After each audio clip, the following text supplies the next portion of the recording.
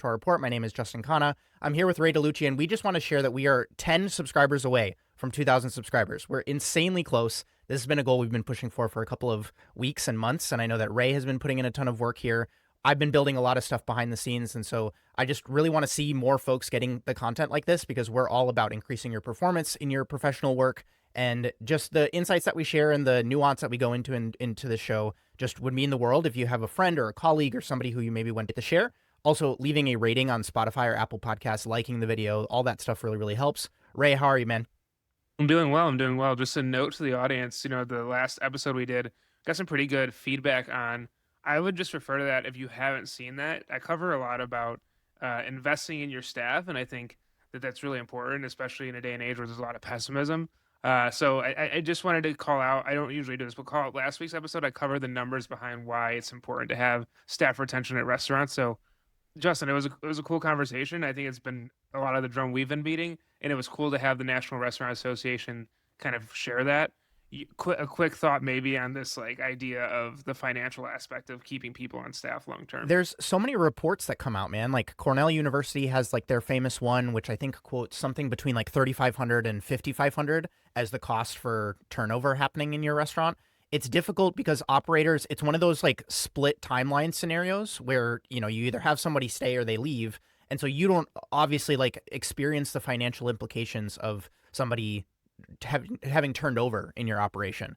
But what really, I think from a qualitative measure, you feel it when people are constantly, moving or your staff isn't happy. And it's one of those things where you can maybe look at the overstaffing that you've had, or staffing costs have gone up, or you as an operator, you're just noticing that your time has been spent in ways that you are not used to.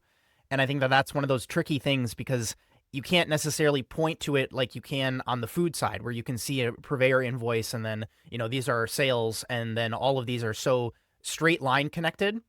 But I think that any of us who have worked in these places where, you're feeling understaffed or under-resourced, it's one of those frustrating moments. I've certainly lamented on those stories in the past. And so it's one of those tricky things where I don't know, Ray, if you have thoughts on this, like you can't also have a place that is going to have every single person who was on the opening team still there in, 15 years after the place has been open. So turnover ends up happening and we don't have like a culturally accepted threshold for where turnover is. I'm going to talk about that in one of the stories later on in the episode about literally a story of a chef who had somebody give their notice and then he sent them off to stage and then they came back to the restaurant and they're like, I actually want to stay. And so that's just a really interesting example of being able to keep staff, but also you don't want to stifle people's growth and career progression because at what point are you actually like changing the concept to make sure that that person ends up getting, the career growth that they need to have rather than just being a mature adult and saying, okay, you've reached maybe the pinnacle or you're asymptotically approaching where your progress is going to hit here. And I think it's better off that you go learn this thing at this other place. And then maybe if you want to come back and our restaurant group is expanding, then it maybe makes a little more sense. I don't know if any of that resonates. No, it definitely does. I think that I really was just impressed with how they framed it. They said, if I'm remembering my own reporting, it was like 36 days to break even on an hourly employee and 72 days to break even on a manager, and even higher level management would be 3 to 6 months. So I thought it was very helpful just framing it in a time frame because I think sometimes the numbers of break even and whatnot kind of get lost on people. But if you're just putting it in time, if your employee is not staying there as an hourly employee for 36 days, you've lost money on that as a business. So it was just really cool framing. I thought you'd enjoy it and appreciate you going into it. No, and the trust piece I think is huge too, because that is another felt thing that as you walk into the place and you can feel comfortable leaving the place, having these people, your team basically be in charge and running the day-to-day operations. And when that is not existent and you constantly feel like you're either micromanaging or breathing down people's necks, or you don't want to have certain people on staff at certain times, it's like there's a bigger indicator there. And I think that that's why we touch on so many things. That's why we create the programs that we do here at Repertoire. So I want to start with, I truly did not see this coming. I know that there are listeners in Australia who probably have some thoughts here. I would really open your questions and comments in the comment section here because Australia is getting a Michelin guide. And the reason that that is impactful, Ray, I was texting you about this and I know that you had questions. I have traveled to Australia once. It is not really a place where I have some cookbooks here from some chefs who are just big heavy hitters in Australia, but the history of Michelin in Australia is really, really fascinating. And for those that don't know, they've actually had a almost like local grassroots based substitution for Michelin. And so I want to go into the implications of this. The numbers of this deal are bigger by like an order of magnitude from what we've seen here in the US. And I really, really think this matters. And so I prepared a little bit of research and, curious to hear your thoughts, Ray, after I share here. Do you think the cost of getting Michelin would have been higher for Buffalo, New York, or Australia? Yeah, good question. I think we get. Oh my goodness, the wing culture in Australia is probably maybe a little more like fish sauce and cilantro tossed on the wings, which I don't know if you feel like that's blasphemy or not. It's better than ranch. Yeah, there you go. Okay, so the history here. Australia has something called a Good Food Guide. Australia's Good Food Guide. And they began something called the Chef Hat Awards. This goes back all the way back to 1982. So the guide, this AGFG guide, launches in 1977. And then in 1982, they ultimately end up launching these hat awards. And so you can have in Australia what's called a hatted restaurant. You can have one hat, you can have two hats, or you can have three hats. And in kind of line with Michelin, those are the kind of places in the rankings. I've often called Michelin, at least in the US, like a tier list, very similar to that in Australia. This is actually a point system. And so a hatted restaurant, if you have 15 to 16 points, you're considered a one hat restaurant. Two hats is 17 to 18 points. And three hats is 19 to 20 points. And here's a fun fact. No restaurant has ever scored a perfect 20 in the AGFG hatted chef restaurant guide. And so very similar to Michelin, they have these criteria. They're slightly different than Michelin in that the criteria in Australia focus on ingredients, taste, presentation, technique, value, and consistency. And so Michelin is interesting in that they have different qualifications, which we're going to talk about, and I think we've shared on the show in the past. And so what's striking here is the fact that Australia's tourism organizations, different municipalities, regions of the continent have pushed back and said, we're not interested in having Michelin come here. Michelin has pitched Australia for what is reported here as 10 years. Tourism Australia declined twice, a national deal quoted at $40 million over 5 years. So what you need to kind of keep in mind here is that the hatted restaurants, and I'm just going to, just because that's the language that I'm used to you folks talking to me, it's like, hey, Justin, I want to go work at this place because it's a two-hatted restaurant. They basically are saying that both systems are using anonymous inspectors, both emphasize food excellence, but they differ a little bit. So Michelin is, they report to be purely food and technique focused, and they are global. Hats incorporate service, ambiance, and value with a stronger regional Australian produce lens. I don't necessarily agree with that piece because I think that you can certainly see examples of or evidence of restaurants that start to take their service a little bit more seriously. They start to think about like even Michelin giving awards to food stalls, more casual places that don't have the white tablecloth Eurocentric focus to them. I think that there's also, you can make an argument for Michelin actually focusing a little bit more on value. Places that actually end up upgrading the space, doing a renovation on the restaurant, and now all of a sudden they go from 1-star to 2-star. We have examples of that in the past. And so where does this ultimately land us here? And so South Australia is the place that is going to get the Michelin guide first. This is not going to be an example of, Perth or Melbourne or Sydney getting the guide. It is South Australia, which really ties in with some of the reporting you and I have been doing, Ray, about Michelin focusing on wine, because South Australia has, there's multiple areas of Australia that have wine regions, but I think they're kind of thinking in a sneaky way, maybe there's a world where we can launch the Michelin guide in South Australia, have wine potentially be a component of it. This is not something that Michelin has announced. This is me hypothesizing here. But then that gets us to a place where we can show an ROI in this region, and then ultimately we can expand from there.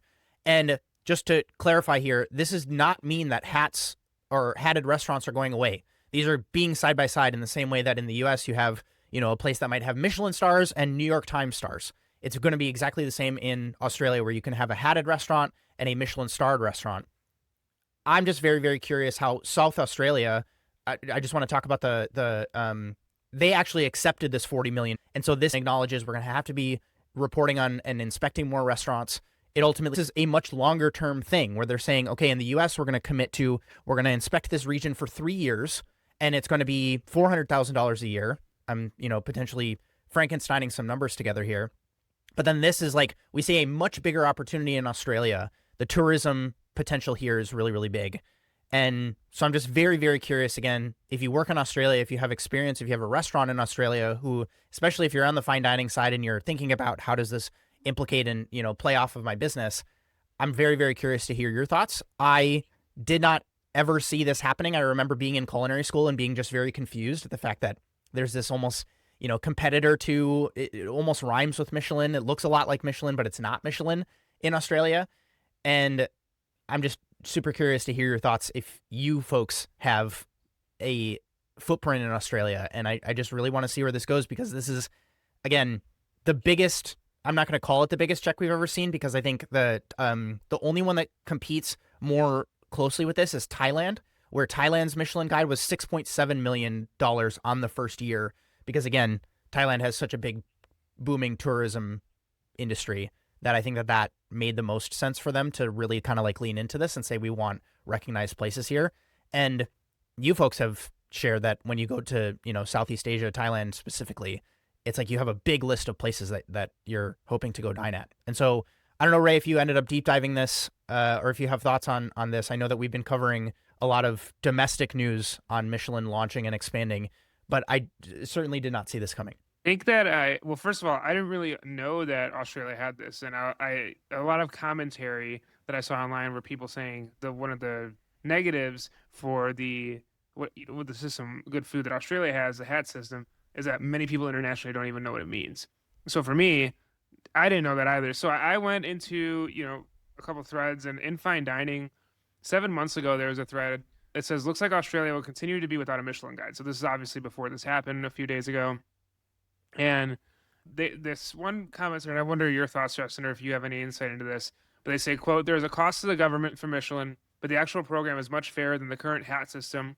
To do well with the HAT system is very much a popularity contest, which means the venues need to focus on their marketing and advertising as much as the food and experience. The papers do it to make money, so you can make the argument that they are promoting venues that suit them. If Michelin came in, the star list would look very different to the HAT list. Everyone knows the good food guide reviewers, but the chance of picking a Michelin reviewer is practically zero. They also focus on good food over everything else, so you will see as many hats going to small eateries in the suburbs as high-end venues in the city. The restaurant owners and chefs who are doing amazing things want Michelin because it will give them legitimacy and highlight Australian venues to the world. SMH and a big part of the industry doesn't, as they like the arrangement they have between themselves currently."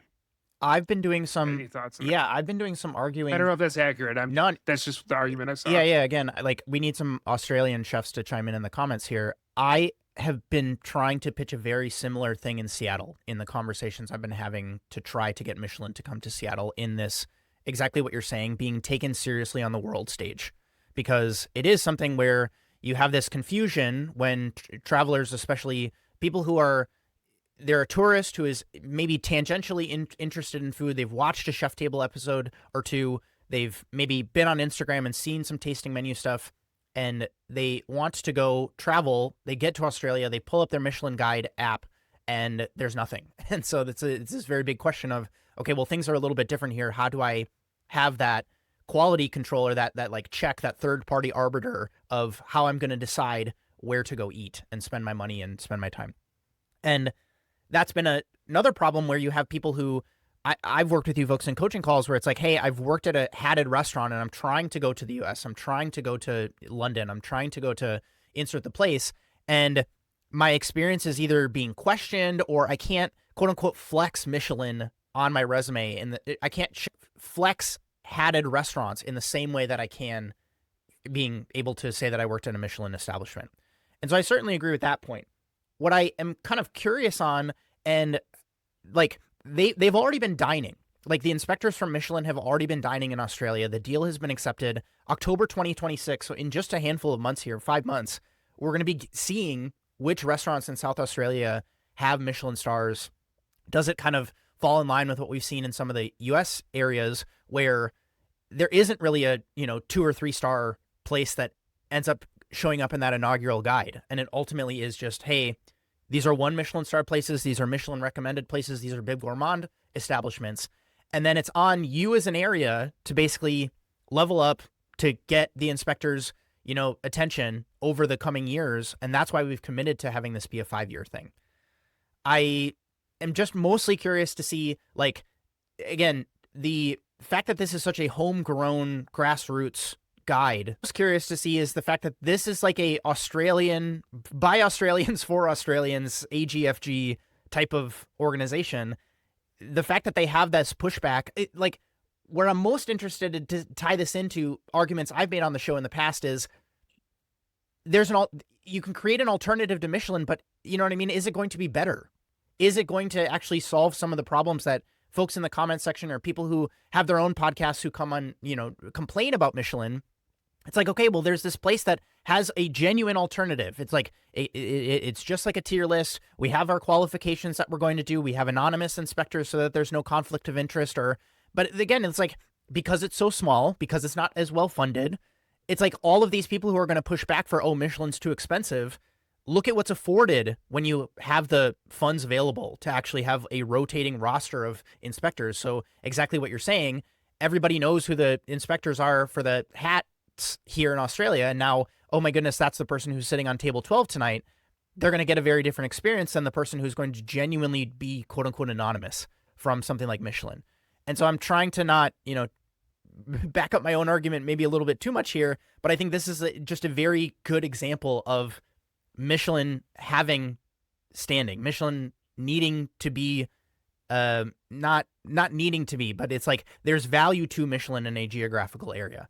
And so I'm, again, maybe a little bit more biased than you, Ray. And I know that that's one of the things that I enjoy about our conversations is that we can have two different perspectives here. And again, love getting into conversations with you folks in the comments. But I just wanted to bring it up. I, again, did not see it coming, and I'm just very, very curious to see where it goes.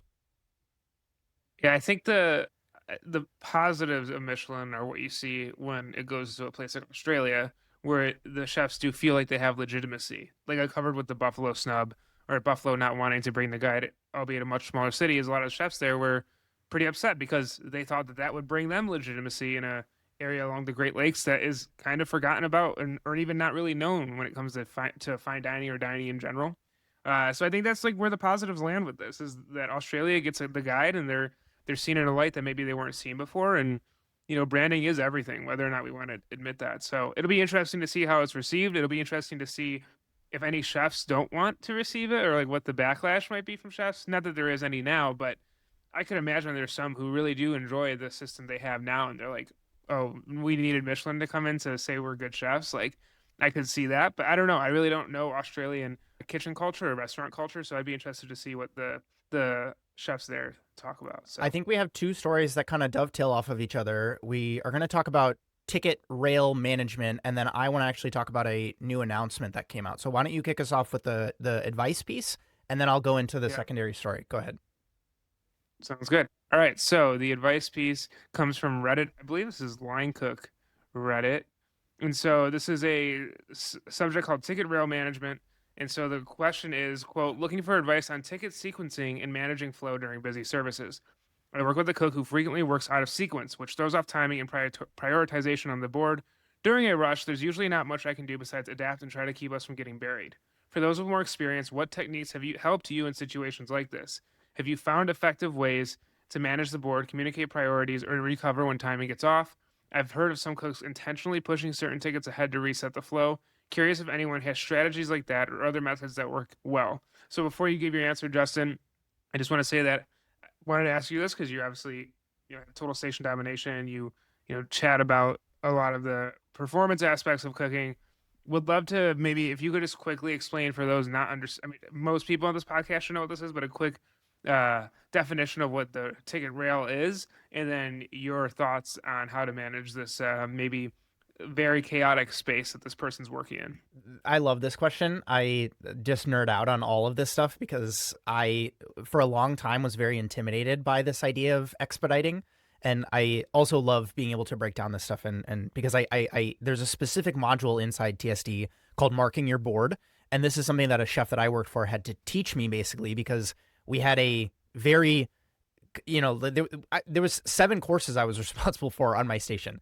And so not only did you, and then we had a bar menu that was a la carte too. And so you're constantly getting, orders called out to you. And I know that there's some restaurants who have really, really good, robust systems for cooks to keep track of certain things on the line, whether it's a screen, whether you get individual printed tickets.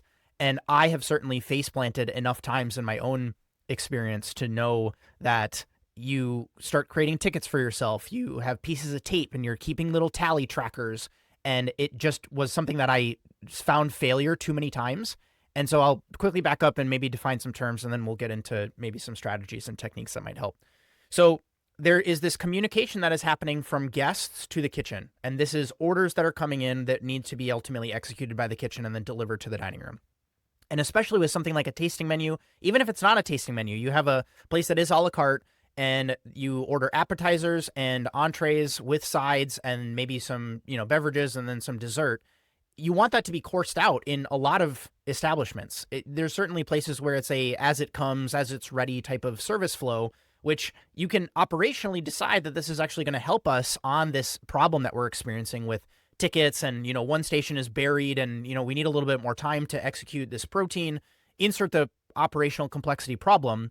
And so the thing that most restaurants have landed on to, manage this or solve this problem is to have tickets that ultimately end up getting tracked on something called a rail. This is usually, I've seen it as simple as literally a piece of wood, like a big, thick, 1-inch thick dowel. And then these printed tickets that often the order gets input in the order system, the POS system, and it gets printed on a printer. Everybody who's seen the bear and the, tickets are flying out. That's one example. Another example that, at certain restaurants I've worked at where you need to be a little bit more nuanced, you're taking track of allergies, you're having timing be something that is really, really key, or the POS system is not integrated, it's not robust enough for us. We want to be able to have a little bit more granularity in how we're keeping track of tickets. You will hand write them. And so it'll be like a templated piece of paper that has almost like a matrix on it. It's like little boxes. And then you can fill out, okay, this person ordered the 4-course menu or the 7-course menu, and one person is no gluten sitting at P2, position 2. And then you can track all of that along with the timing. So, Ray, you sent the beet dish at, 5:37, and we need to know when the fluke dish is going to come next. And so that ultimately ends up being something where you can track almost to a status to the minute perspective. Everybody who's also watched The Bear has seen certain scenes where the expediter ultimately gets trained on tracking some of this stuff. I think they use Ever as the example there, but that was very largely inspired by Alinea's way of tracking tickets. And there's highlighters and different colored markers, and there's a big, kind of flow here. And so the reason behind that is so that in the moment of chaos where you have too many tables set at the same time, or everybody's ordering XYZ dish because either it's a special or, a food blogger just said that this is a really, really popular dish, you have the ability to make sure that tables in the dining room are not falling behind. They're not, waiting 35 minutes for their next course to come out. And all of that really matters operationally when we're talking about like the bottom line, turning tables, how many butts and seats can you get during a service? And so the person who manages all of this is something like an expediter. Sometimes that is somebody who is actually plating. And so this will be like a chef de cuisine or a sous chef. And so there's all sorts of hybrid roles. At the French Laundry, for example, there is literally a expediter who is like a front of house person. They're dressed in a front of house uniform. They have been trained on all the front of house dynamics of the way that the dining room works. And they are that almost train conductor where the front of house person comes, gives the order, they write the tickets manually, and they put that in the rail. And again, talking about rails, there's another example where it's like a metal bar with marbles inside. And the goal there is that you can slide this piece of paper in and you can slide it around. And anybody who's worked in, task management software knows something like a Kanban board. It's like very similar to this, where you can actually like group tables together. And that's the magic of a great expediter, is the person who can, again, triage and train conduct here, where it's like, okay, we're actually going to dictate how the kitchen can operate. If you've been, working the line in any sort of capacity, it's actually horrible to be like, pick up 2, pick up 2, pick up 4, pick up 2, pick up 2. When in reality, you can actually say, pick up 8, and then we're going to pick up 12. That's actually the role of a great expediter, to be able to not just like have hands to run that, stuff, but ultimately take the pressure off the kitchen so that you can put a larger pot down. You can have a bigger saute pan down. You can put a bigger tray in the oven, and then you can work in larger batches and work your way through service where you're not having to kind of like restart this process multiple times. So hopefully that's helpful to like give a little bit of a backstory of how this stuff works. I have expedited in multiple ways. My preferred way is to basically have easily visualizable ways to reference both the tickets and what your board looks like on your station. So your board, for those who aren't familiar, this is basically your running list or tracker of what has been ordered in, where certain statuses are. So this is like, okay, I need to sear something and then I need to rest it and then I need to sear it again. Or I have taken something out to temper and I need to season it, or I need to drop a cryovac bag, or I need to have something on the grill, or I need to have something poaching for a little bit of time. And so I'll talk about maybe both, and then we'll get into some of the advice pieces. The way that I like to expedite visually is by using like a big thick marker or highlighters. And I basically create a system. I maybe will share mine. And then again, I'm not necessarily married to a specific system. I just want you to have a system that works for you, that you can reference. And when you look at a board or when you look at your ticket rail, you can see what's picked up right now. That's very, very important. That I typically do. I'll use a Sharpie and circle that dish, which lets me know, okay, I have this, and this picked up right now because they're circled. That's a very, clear, from a bird's eye view, I can look at the ticket rail and I can see, okay, cool. The second one is crossing dishes out as they walk. That's a very, key moment, because then I can see, okay, this has been crossed off and the dish underneath it, as we're going chronologically down the ticket, has not been circled yet.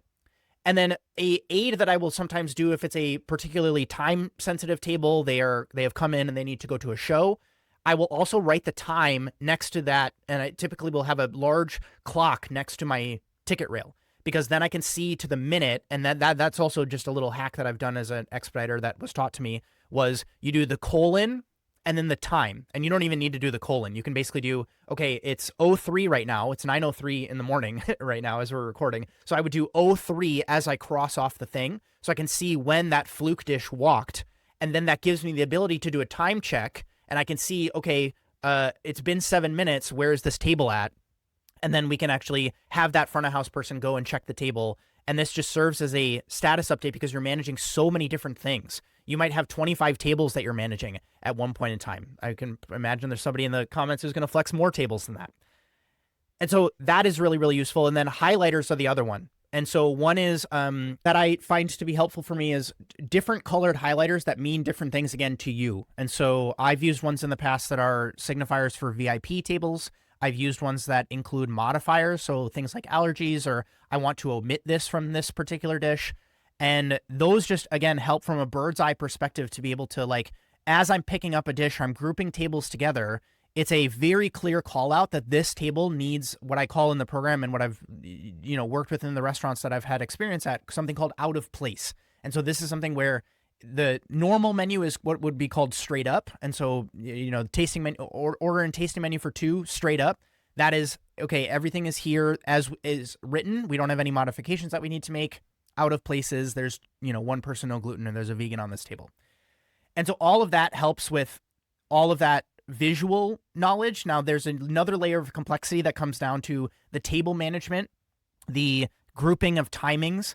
And this really comes down to, I actually particularly enjoyed having the kitchen side experience to expediting, because you have some insights into how long things take from the kitchen.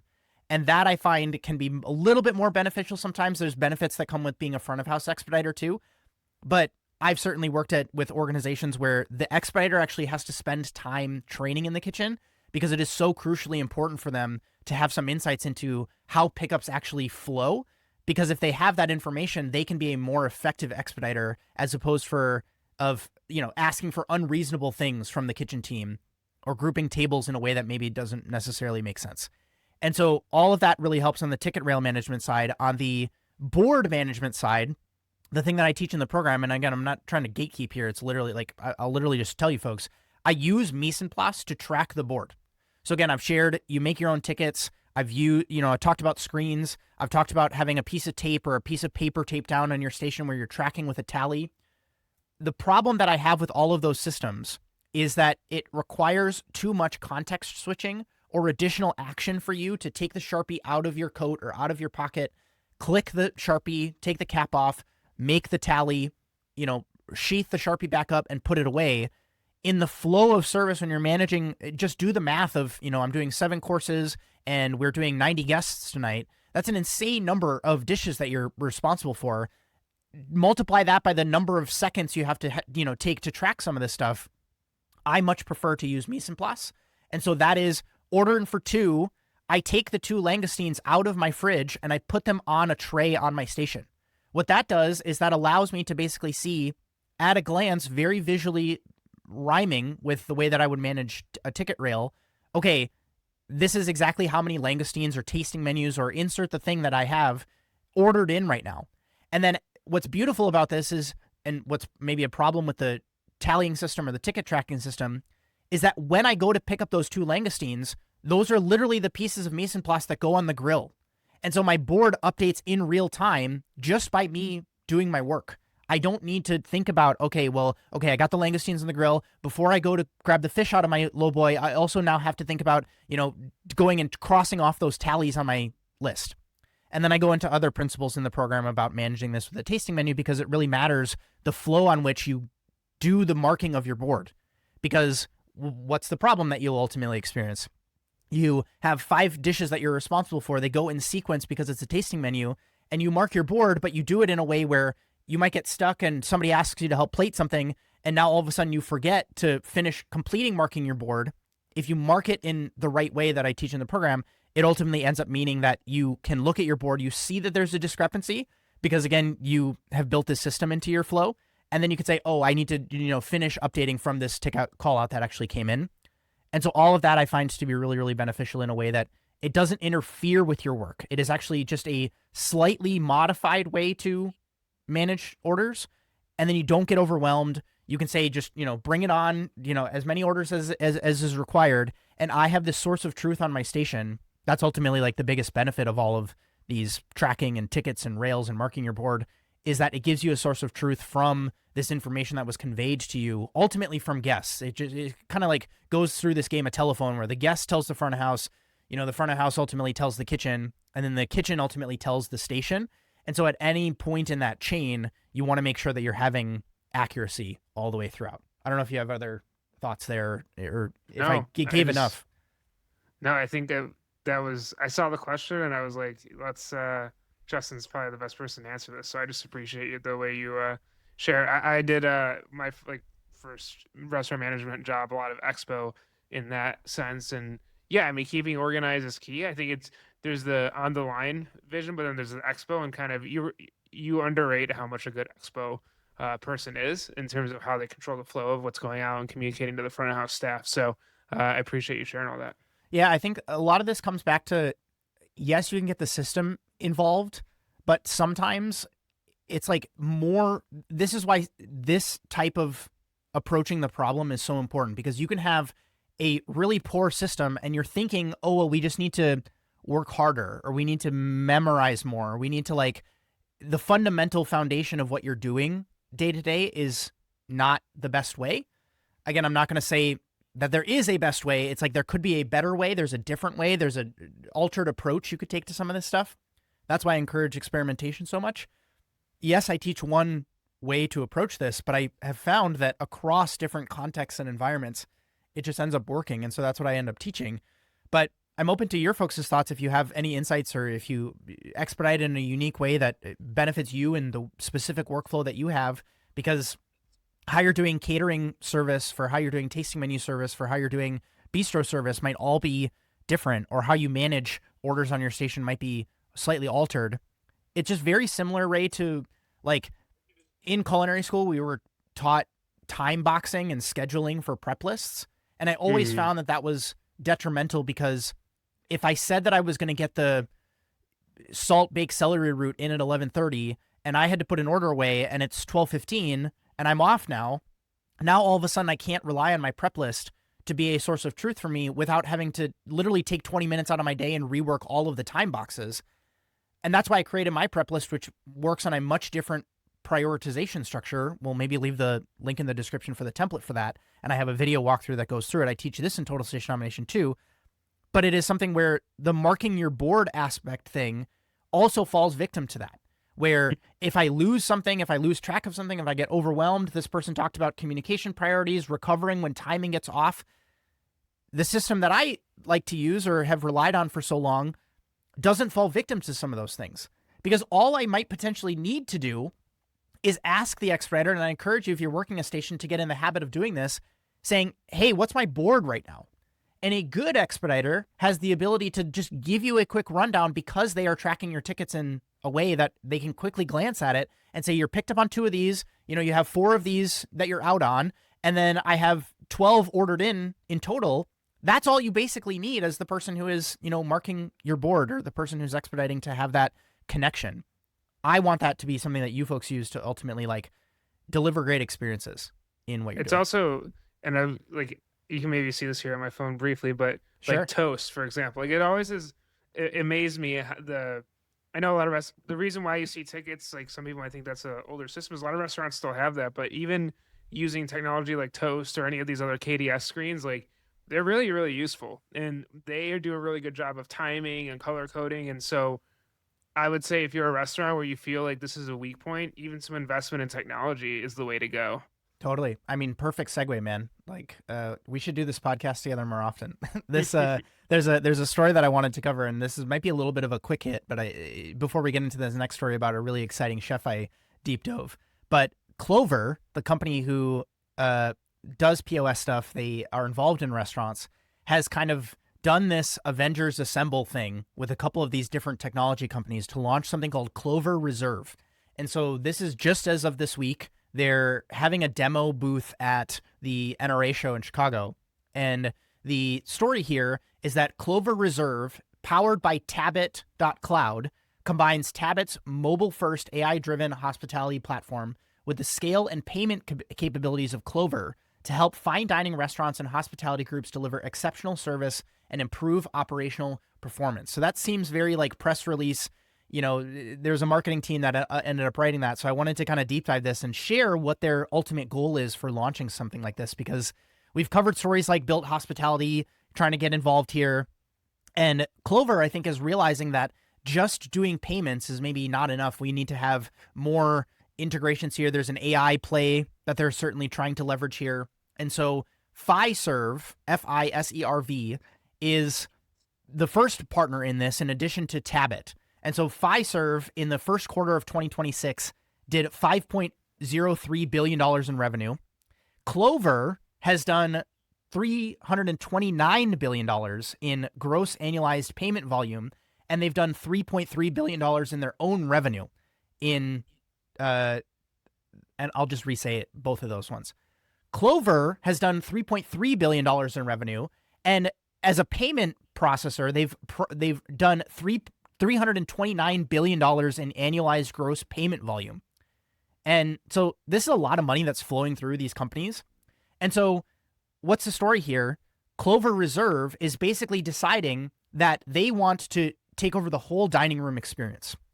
And so what they're trying to do is manage coursing, pacing, allergies, guest preferences, table turns, wine pairings, menu changes, modifiers, check splits, server sections, and kitchen timing.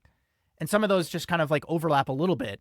But what I'm very curious to see is, again, without having seen a demo of this, Ray, you and I have lamented in the past about this idea of, okay, a tech person is going to come into food, whether that's a restaurant, a CPG brand, meal delivery, quick service concept, private chefing, and they think that you can just bolt on this technology tool and it's going to quote unquote make the experience better because it's a system.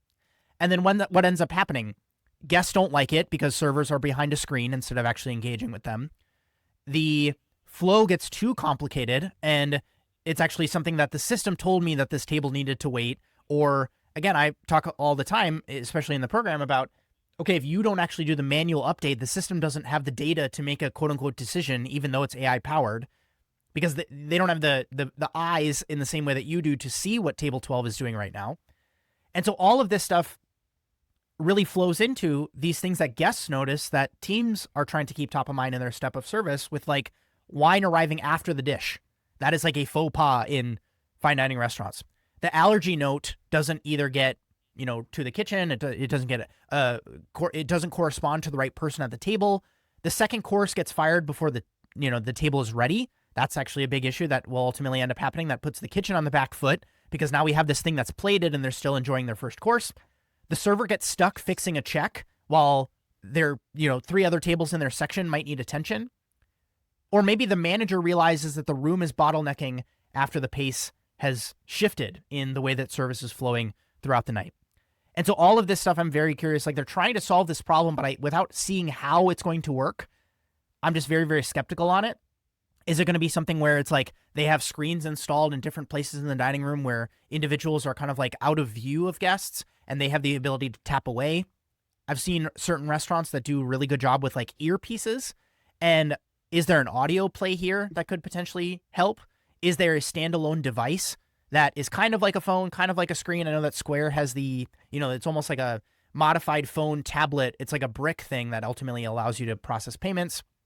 But even that, ultimately, in a fine dining context, isn't something that all operators want to have, because it, has this air of this server is looking at a screen as opposed to exuding hospitality.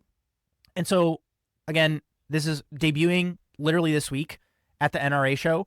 If anybody has thoughts or you get a demo, please sound off in the comments, because without getting some hands-on time, I don't want to say anything too good or bad, but I'm just very, very curious to see how this goes, and this really aligns with my theme for 2026, where restaurant tech is going to get really, really good. And they needed to partner with literally 2 other multi-billion-dollar companies in order to pull this off. I don't know if you have thoughts. Yeah. No, I'm excited to see it. I'll be at NRA this week, so maybe I'll see some of you there. But excited maybe if I can get over to the booth. I think they have it in here. It's booth number 5834. If you want to write that down, Ray, you can go get a test of it and maybe shoot a short of it or something. And that might be cool to show off something that we covered, and we can ultimately end up getting used to folks some hands-on time and insights. So this is just a quick story out of Bloomberg. Pricing is a big conversation right now. Affordability is a big conversation right now. So Bloomberg had this piece on May 8th that I didn't really cover because, like I said, it's quick, but I think it was important, is what hot dogs tell us about the American beef market. Despite near record prices, U.S. shoppers still want beef products that are within their means. This idea that if something like beef is really expensive, our shoppers going to go away from it. And what the data is showing is actually the opposite. They're just trying to find cheaper cuts of it. Maybe common knowledge for some, but in a lot of consumer goods, like if something gets too expensive, people often, just end up leaving at a certain point. But beef is something that is sticking with these customers. So they go on to say they give the example of New York Yankee Stadium, where they're selling hot dogs, and they say, quote, despite near record retail prices, shoppers still want beef products that are within their means, and companies are working to cater to that demand. The amount that consumers were willing to pay for beef at retail stores rose in April, while dropping in restaurants, according to Kansas State University's Meat Demand Monitor. So Americans are willing to pay for more in retail stores for the product that's going up, but still this perception of value problem in restaurants, where you will go to a store, you'll pay more in the grocery store, but when you go to a restaurant, you don't expect that same cost to carry over for whatever reason. It is one of the craziest ideas for me. It's like, we see going up in the store, but if we see a restaurant charging, they're bad for doing that. Obviously, that's taken away why is it going off and should it go off? But it's like that translation of cost from grocery store to restaurant doesn't seem to align, and that is a part of, I think, a broken restaurant understanding. But they go on to say that beef is among top drivers of U.S. food inflation, and they have a chart. So unadjusted percent change in average U.S. consumer prices from March 2025 to March 2026. Instant coffee at 24.8%. Tomatoes at 22.6%, roasted coffee at 17%, lettuce at 13.8%, beef and veal at 12.1%, and then they have fish, seafood at 6%, and then fresh vegetables, peanut butter, bananas, bread, and whatnot at like 4 to 5%. So Omaha Steaks recently launched a cheaper top sirloin steak that cuts like filet. In March, PepsiCo introduced Good Warrior beef sticks, what it called a snack for busy consumers. Eatery chain Portillo's wants to carry on running promotions for its beef sandwiches, burgers, and hot dogs, regardless of the cost. The volume of retail beef sales in the U.S. was up about 4% from a year earlier, the latest Circana figures show, even amid signs that shoppers are facing a squeeze on their finances. When it comes to hot dogs, some 60% of consumers in the U.S. said they preferred all beef ones to pork or chicken, according to the National Hot Dog Sausage Council. And then they have a chart here saying U.S. ground beef prices hold near record high, with just coming in under $7.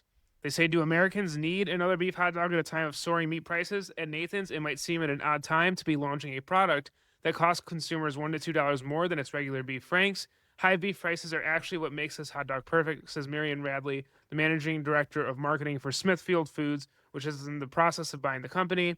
You've got a premium product, a portable product, high protein, better for you. And so that's really interesting to see. Because, like I said, there were they have all these hot dogs, and the one that they're launching now is this grass-fed version of the beef frankfurter, so an even higher premium product in a market where prices are soaring and customers are still going for it. So I thought it was very interesting. It was against kind of the logic maybe I would have landed on. But your thoughts on that? Maybe what I teased out of it, if you're very restaurant coded, is willing to pay more grocery stores, villainizing the restaurant when they're raising their prices on the same product that is more expensive at the grocery store and costs are going up. There's a couple thoughts here. One is it's funny that the hot dog, which I think in American food culture obviously has its own connotations, but I mean, correct me if I'm wrong, Ray. It's like this almost product of efficiency and trying to basically not just homogenize the result and make it super consistent, but it's like you don't need to rely on a steak to get this meat serving, this meat dish that is, served in all these different contexts here in the US. But it is this funny thing that was supposed to be, for the everyman, for the person, it was accessible. And then it turns into this thing that because it's like, we told you so, when did you first start covering, rising beef costs here on the show? And we had these conversations of, well, this is going to show up in a myriad of different ways, not just at the steakhouse or the fine dining restaurant that's serving XYZ beef course. It's going to trickle down. And ultimately now we're seeing the ramifications that it just ends up in hot dogs. Yeah, no, it's wild, and it's just going to keep going up. So we'll see. I mean, I would say that's an argument why you should be eating more plant-based or have a diversification of protein. I'll just cover this last story real quick, and then we can end with yours because I think it ties in. And it's a quick hit. This idea of protein, Beyond Meat, or plant-based meat substitute. They had some rough years as the alternative meat category kind of went down, but they've kind of flipped the perception of the company that they are on its head. So they're putting protein first in these new protein drinks, and it's actually at the center of their turnaround plan for the company. So they have these items. It's called Beyond Immerse, and it's these protein flavored water. So they have flavors of orange tangerine, peach mango, lemon lime. They tout 20 grams of protein, 7 grams of fiber, antioxidants, and electrolytes. And it's betting on these to improve the company as a whole. President and CEO Ethan Brown said in an earnings call last week that the company is uniquely positioned to compete in the rapidly expanding functional beverage market because of its experience with formulating plant-based protein. Earlier this year, the company announced Beyond Immerse, a protein-packed sparkling beverage, which was made available for a limited time through Beyond's e-commerce site. Immerse is launching across New York this summer through Beyond's partnership with distributor Big Geyser. On the call last week, Brown said the beverage is meant to tap into consumer demand for drinks with added fiber, vitamins, and electrolytes in addition to the high protein content. Beyond Immerse is the first product launched under Beyond's broadened scope, with the company recently changing its name to Beyond the Plant Protein Company. So it went from Beyond Meat as a meat substitute to an entire Beyond the Plant Protein Company where it's focused on plant-based protein offerings. Brown said Beyond has been acting as a beverage company in hiding, and the company has a board of tremendous expertise with board members from Coke, Honest Tea, and Boston Beer. It is leveraging that expertise in the smartest way possible. Beyond has faced lawsuits over trademark and labeling concerns, among other issues. And so they're saying that kind of muddled history with its poor first quarter of a 15% decrease in revenue to $58.2 million kind of led the people in the company, or people, bought in shareholders, to worry about the company.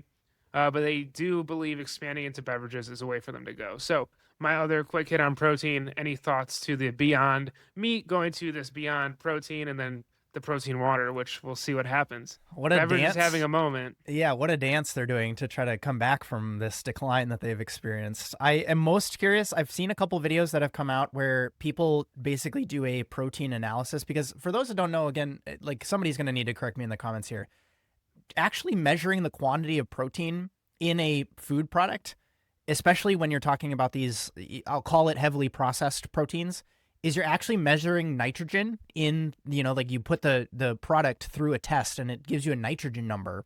And then you have the ability to kind of like put that in an equation to determine how many grams of protein is in what you basically just fed it. And these clear, flavor, like fruit flavored proteins, because it's so many derivations down from the core thing. If we're comparing it to, a steak, for example, or a chicken breast or a piece of shrimp, it turns into this problem where you ultimately are actually having a discrepancy between what the company is saying protein-wise is in a product, because consumers need to see a specific number on a label in order to decide that they're going to buy it or weigh it in the landscape of different options. And I just saw a video, a short, that is like, I didn't do my own research on, actually being able to see where this study got its information from, but the clear proteins were like by far the worst. And I don't know if there's something that happens in the processing of all of this stuff that leads that to be the case, but it ends up being like a really detrimental thing for some of these brands because they put their foot down and marketing department and labels on these numbers.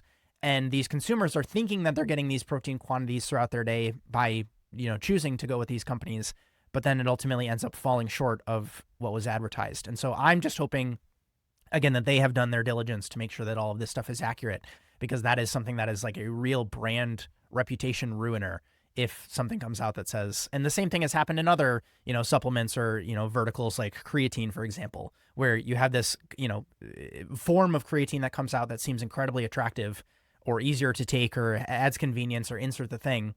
And it ultimately ends up falling short because it was too good to be true, so to speak. And so I know that I mentioned, Ray, that I was going to talk about this other chef story here, but this, again, you're doing a fantastic job segueing me here. I feel like we're, the Harlem Globetrotters, and you're alley-ooping me on some of these stories here. I want to talk about this Portuguese story here. And then I, as promised, we will get into this chef that I did a deep dive on. So this, again, follows very in line with what you talked about with the beef prices story. I found this article that Food and Wine put out, which was basically talking about how Portuguese restaurants are closing in the United States in a way that doesn't necessarily track to what you would expect to happen with Portuguese restaurants because of the way that it is perceived, because of America's relationship with Portugal as a tourism destination. And so I wanted to deep dive this because I didn't think that this was, necessarily maybe the best reporting or the way to structure the show, or I didn't have the same takeaways after I did some research beyond what this reporter mentioned. So the piece starts off by basically saying, quote, in January 2026, celebrity chef Emeril Lagasse closed 34 restaurant and bar, a New Orleans venture dedicated to his own Portuguese roots, just 15 months after opening, end quote. And Ray, you and I have given our flowers. We've tried to praise and actually exemplify EJ and his team at Emeril's because they've gotten 2 Michelin stars and they have been, ranked pretty high on other lists and gotten a ton of acclaim, but Emeril's just closed a restaurant. And so I didn't know that. That was just something I had to learn from this article. I didn't even know this restaurant had opened. I'll go back into the quote. Quote, 18 months after opening Portuguese fine dining restaurant Amar inside the luxurious Raffles Hotel and Resorts in Boston, claimed chef George Mendez parted ways with the project last spring. It briefly became a Mediterranean restaurant before shutting down altogether. Both Lagasse and Mendez declined to comment for this story. End quote. Another quote I'm going to go into here. Quote, according to Miguel Massens, customers weren't willing to pay high prices for Portuguese food in the U.S. Quote, there's a value paradox wherein Americans fall in love with Portugal's affordability, but experience sticker shock back home, he says.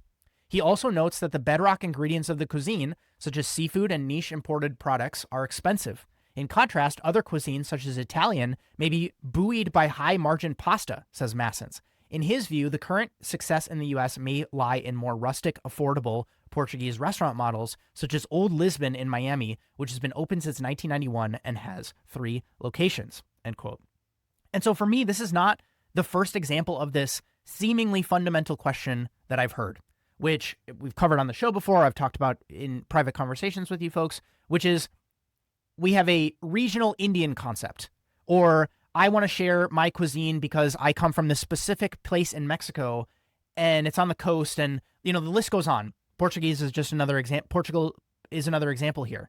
And I actually wanted to deep dive this and share some numbers, which I was surprised that Food and Wine didn't reference in this reporting, because this is not supposed to be a gotcha on the reporter. But what I want to do, as we do on the show and a lot of other stories, is like add the nuance, go deeper, discuss the potential other implications and the trade-offs here.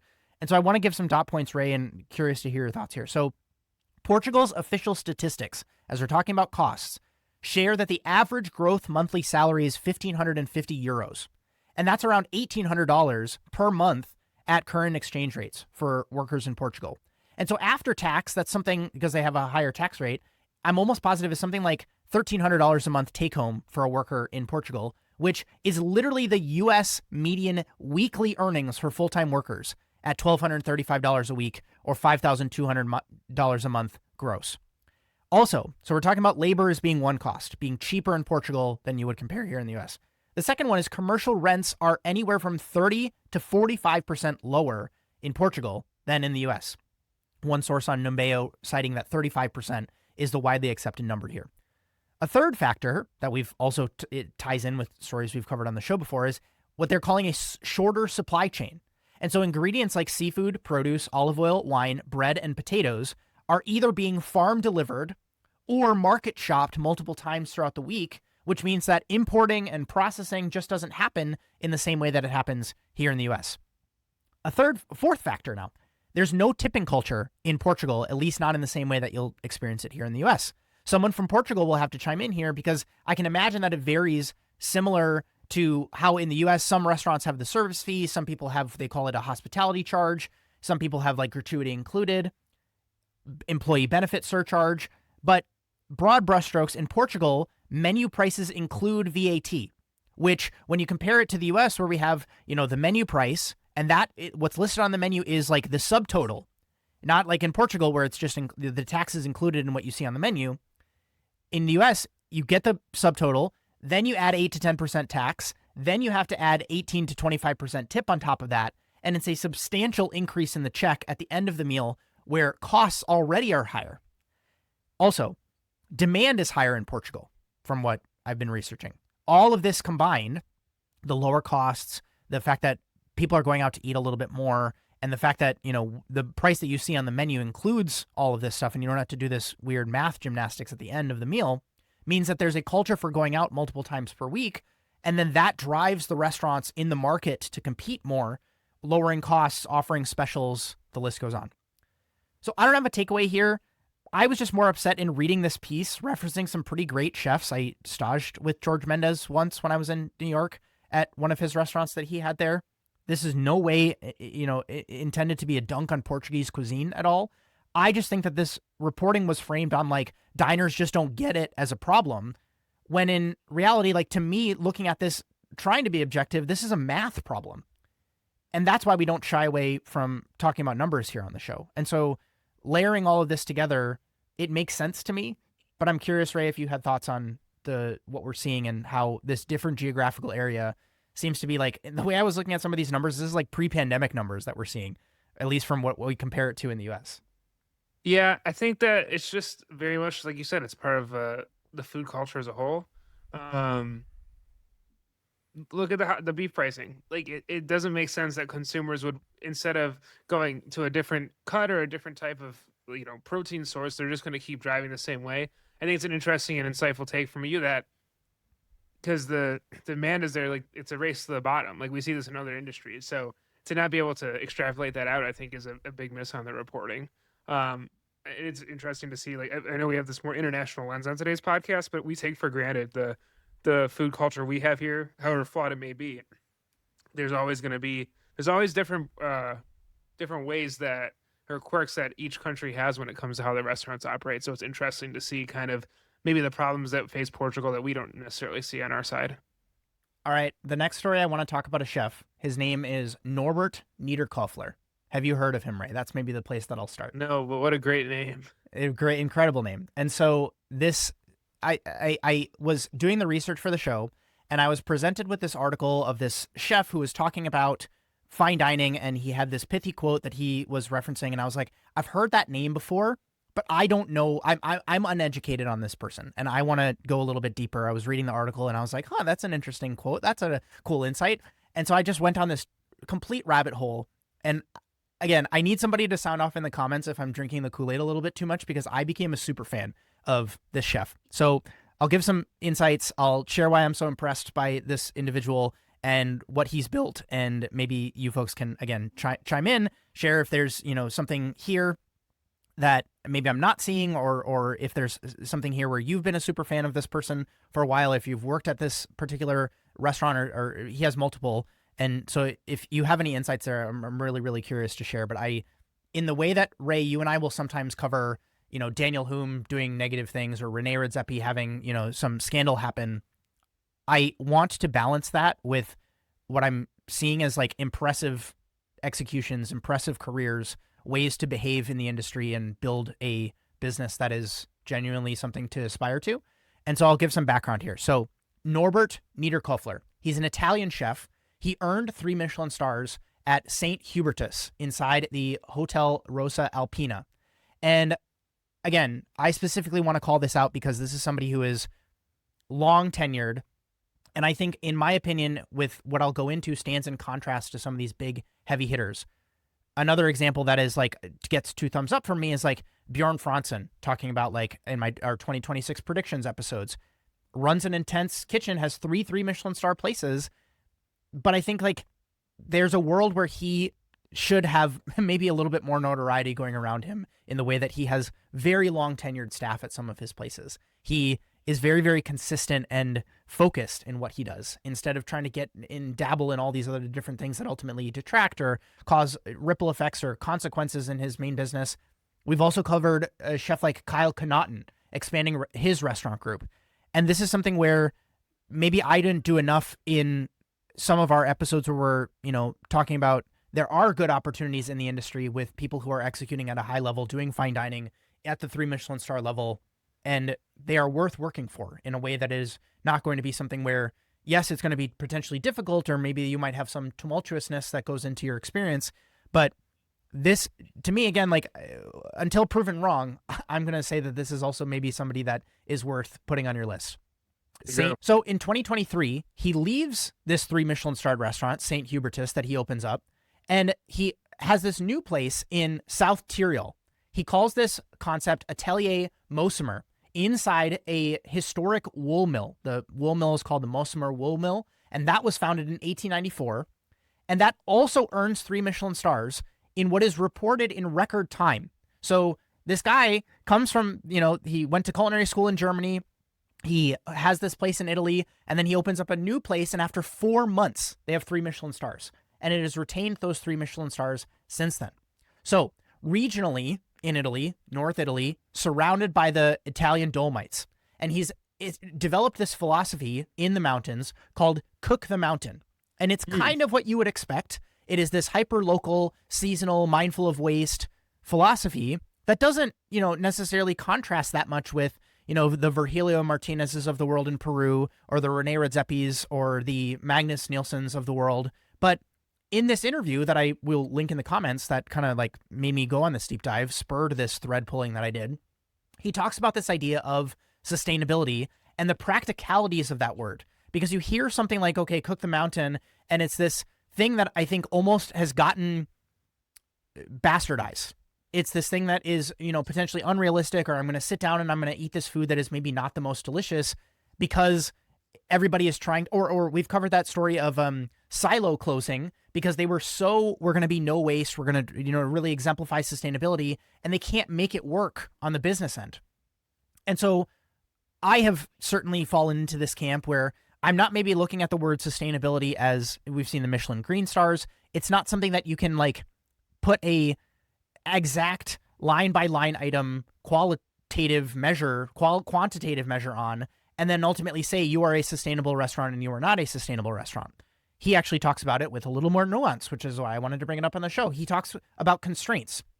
And so he says, early on, when we were deciding what are the constraints we're going to put on this cook the mountain philosophy, he said, no spheres, which I think is funny in the age of modernist cuisine, no olive oil, no citrus, and no waste.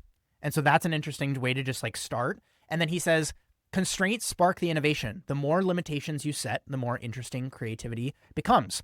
And then he says, I was maybe wrong. I changed my mind. He says he now frames sustainability as respect. And that I think is a much better operating mode for people to be in, rather than, okay, we're looking at this thing and, oh my goodness, there's actually going to be waste that comes from this process. A better way, or a more like it's going to get you to an answer faster, it's going to build a culture that you actually want to see in your organization better, is using the word like respect. I think you can put that on somebody's shoulders or ask somebody to wear that as a uniform, and their behavior genuinely changes, as opposed to saying sustainability at all costs. And so respect, what he means here is, quote, respect for nature, respect for roots, producers, and people. It's about storytelling that's sincere, training the next generation, and using mountain cuisine to inspire global change in how we eat and live. And so then he goes into how he's mentoring his staff. He says, quote, the simpler the concept, the harder it is to get wrong. One thing must be clear. We say what we do, but also what we can't do. For example, if they ask me if we are plastic free, I say no, I will never be, because it's not possible. And I think that, again, Silo, great example. They literally, on the keynote that I saw the chef of there give, he's talking literally about like a boat that is delivering, like wood boxes to the restaurant, and somebody has to go like collect this wood box, and they have to ride a bike there because they're so like deep in the weeds of this needs to be no waste, this needs to be sustainable. And it actually ends up being this thing that introduces so many additional operational complexities in this modern, we're living in 2026 type of age. And I think, again, respect is a much better, potential lens to view some of these problems through. Okay, then he goes into, as if that's not cool enough, one of the fastest restaurants to achieve 3 Michelin stars. We are seeing a philosophy change that genuinely develops an identity, and this person has the ability to put their stamp on and their flag in the ground and say, we do it differently than everybody else. He's also incredibly passionate about education. So he has something he launched called Ethical Chef Days, or CARES, that he hosts. It's like a symposium. And he basically brings these people together. He's been doing it for several years now. And they share ideas. They do workshops. He also partnered with a local university to launch a bachelor's program. This is through the University of Bolzano. And he says, quote, many young people think only about cooking, but what about all the other work that goes on behind the scenes? As I said, there are 70 people to manage in his organizations. With the bureaucracy that we have today, that's not easy. That's why we've established a partnership with the University of Bolzano, a bachelor program, a school that covers everything from marketing to sales to accounting. Every month, with both the managers from Atelier and those from Alpin, which is another concept that I'll talk about here in a second, we hold a meeting focused solely on the numbers. If the young people want to leave and start their own thing, they need to know exactly what they're getting into. High revenue isn't enough. You have to subtract the costs of staff, raw materials, marketing, rent, utilities. A napkin costs 50 cents a day. People don't realize it. Everything is changing now, and I had to figure it out too. At first, I wasn't interested. Now, however, it's becoming a creative endeavor like cooking, because here too, with creativity and ideas, you can get things back on track. You have to learn to tighten the screws, to fix them. This is what we'd like to teach and pass on, like a backpack for the mountains, to the young people traveling the world, end quote. And so, again, another thing that I was like, oh my goodness, I'm so on board. Like sign me up. Again, super fan at this point. So then he's talking about, okay, this is like broad stroke education. I'm going to offer this program. Everybody gets access to the meeting, all these things. And then there's stories that this article tells about individual contributors that have either been with this, been with Chef for a long time, or have particular chronicles that they want to share here. One is what happened to Michel Lazzarini. After working with me for 4 or 5 years, he told me, I'll stay 1 more year and then I'm leaving. And this is talking about this story with a sous chef of his. Quote, all right, thanks for letting me know in advance, but now I'm going to do something for you because you deserve it. And then chef says, I sent him to Favikin, to Virgilio Martinez, to Barago with Rodolfo Guzman, to Noma, to Enrico Cripa. And then we were in Salina for CARES, which is that symposium. And I told him there's David Kinch from Manresa, 3 stars in California back in the day, but when he still had Manresa, I've arranged for you to go see him. And Michelle arrives and tells me, look, Norbert, I don't want to leave anymore. I asked him why, and he replied, you sent me to my idols, and I saw that they're all behind us. We are way ahead. And so I agreed, but I decided to take a step back because 2 heads in 1 kitchen doesn't work. I stepped back, and when we talked about new projects, new dishes, new steps to take, I did it from the office. This is Norbert talking. Or I'd go with him to eat, to ski, to taking a day to talk. And so this, to me, is like very similar to Chef Keller at his restaurant group. He's largely handed over the reins in a lot of these concepts, especially at Atelier. The chef de cuisine there, I think his name is Mauro Siega. And that is just another example of, we give Thomas Keller the flowers for having this operationally self-sufficient, Chef Keller can step away and the 3 stars still get retained. This is another chef halfway across the world who's able to do the same thing, and he doesn't get as much attention. And so I think this is really, really cool to highlight. He's also 64 years old. That kind of coincides with a theme that I've been covering on the show for a while, which is this idea of your career being really, really long. This is not something where, again, this was like 3 years ago. So he was 61 years old where he sets this quote unquote record. Can we maybe applaud that a little bit more, as opposed to saying you have to have 3 Michelin stars by the time you're 23? Otherwise, who the F do you think you are? And I also just might sound like a bit of a broken record here, but he has this other concept he's opened, which is called Ansitz Höfler, a fine dining spot, and it has a 10-room boutique hotel. This literally mirrors this thing that I've been, high on this past few, episodes here, Ray, which is this idea of, okay, you're going to have the hospitality concept that has a hotel attached to it so that you can have additional revenue streams coming in. It just seems like this guy is doing every single thing, all the boxes that I want to see in this modern exemplification of a great chef or a great career. It's here in this individual. And so I just wanted to share it. If you want to go deeper, we're obviously going to link the article that I stumbled upon down low in the description. I ended up watching Alexander the Guest's experience at the Atelier Mossemer. It looks, from all the ways that he's described it, and seen it, it looks like just at the tippity top of, what you would expect at 3 Michelin star land. But even in Italy, man, it's like Massimo Bottura gets all the attention, and under all of our noses, there was this other individual who I think is much more impressive. And so we'll cover, Massimo Bottura because he's also doing some similar things. But I think from a commercial level of success, he falls very much so in the camp of some of these other chefs who I think are worth following, who are maybe worth working for if you're considering taking a job and you're saying, okay, well, this place might not have as much, quote unquote, resume power as going to Osteria Francescana, but you might learn a little bit more and have much more of a tenure at a place like Atelier Mossemer. And so if anybody has experience there, please sound off in the comments because this was really, really fun to deep dive. I don't know if you have thoughts on Norbert Niederkofler. I need to do a deep dive. I did not know about this man until you just shared that. Very, very fascinating. Preliminary research online is people love him. He just hasn't broken through. And is it because he's not, not saying every chef that's famous is full of drama, but is because he just kind of puts his head down and works? Is that why we don't see the side of him? So yeah, definitely interested to look into it. Well, I love that you touched on that because it's like, does he need to break through? Do you know what I mean? Like, I talk about some of these chefs of like, well, we should be talking more about Kyle Connaughton and Bjorn Franzen and Norbert Niederkofler as opposed to, maybe Rene Redzepi in all of these coverages. Like the gods of food thing. It's like, I'm not even calling these people gods of food. Do you know what I mean? Like, that's what I want to really like put my foot down on and say, this is just an impressive career. This is just an impressive way of making making decisions in your business. This is just impressive longevity and focus that you've been able to show.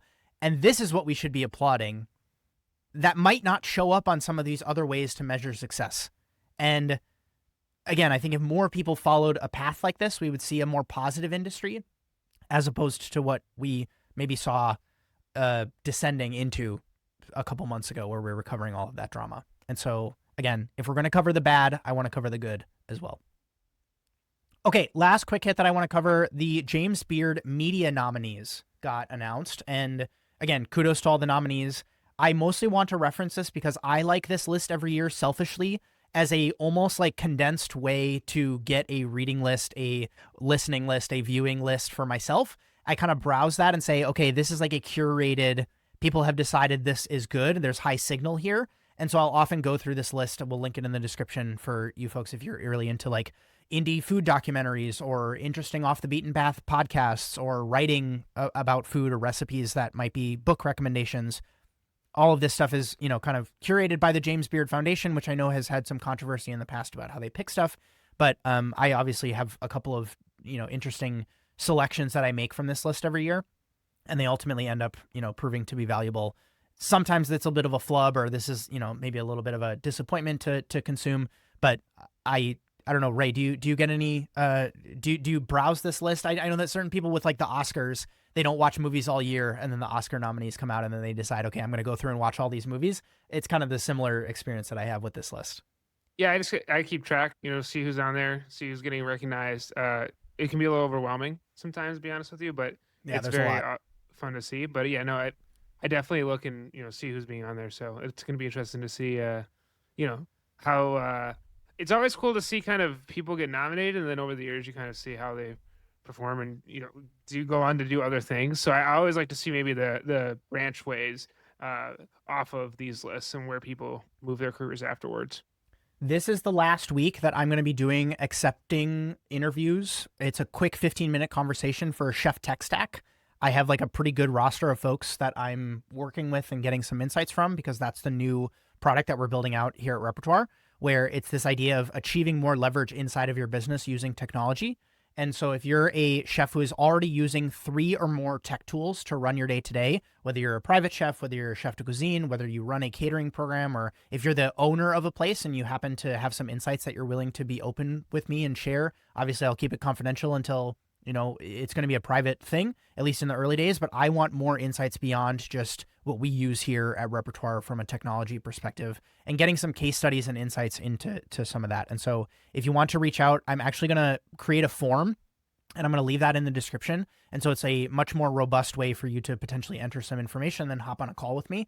And again, even if you don't feel like you want to hop on a call, the form will be a way for you to at least submit some information. And again, this week, we'll call it 2 weeks, up until June 1st is going to be the last, kind of like accepting time. And again, it's quick. I really appreciate you folks, contributing to this, because it's something that Ray and I are covering on a weekly basis already. And it's going to be something where you folks can genuinely have a hand in helping to shape. And so also on the podcast front, if you're listening, if you're this far in the episode and you're on YouTube and you have not subscribed yet, what are you doing? Like, YouTube is already going to, submit our next episode in your feed because you've shown that you have at least been interested this far. So a quick tap of the subscribe button really, really goes a long way for us. Again, we're really close to a goal. Ray and I, in our typical fashion, are probably just going to remove the goalposts and we're going to say 3,000 or 5,000 is the next number. But still, It's just exciting to see growth because that's progress that we can visualize and quantify. And if you're on a podcast platform, please rate the show. We are we track that stuff too. Getting the stars and seeing those pop up just lets other people who are stumbling upon the show for the first time see that this is potentially worth their time. And then a quick share with a friend or a colleague or somebody who's might be interested in the stories that we cover here is also really, really appreciated.